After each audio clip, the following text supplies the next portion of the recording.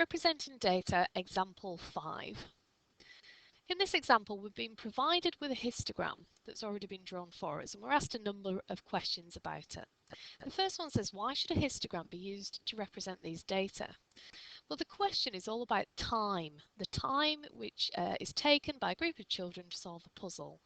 So the answer is simply that time is a continuous variable.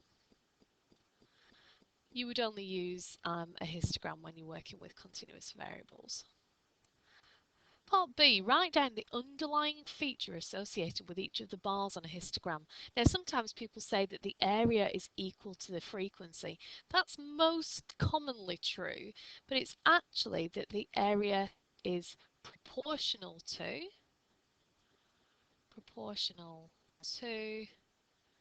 the frequency. That means it's a multiple of. So the area might be double the frequency or treble the frequency or half the frequency, but it's in some kind of proportion. That means the bigger the area, the greater the frequency.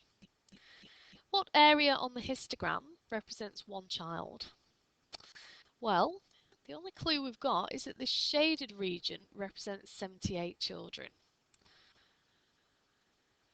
Now, we've just talked about how area is proportional to frequency. So if we work out the area of that bar, it's got a width of 2, it's got a height of 27.3, and so the area there is 54.6.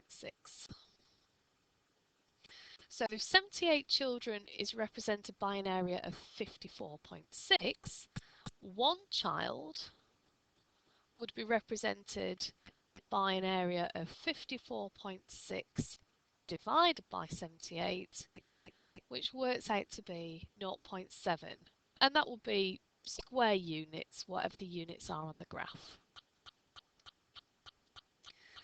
Part D then tells us that the total area under the histogram is 210 units. If it hadn't told us that, we could work it out by reading off the scales if it was labelled a little bit better than this one. So the total area is 210.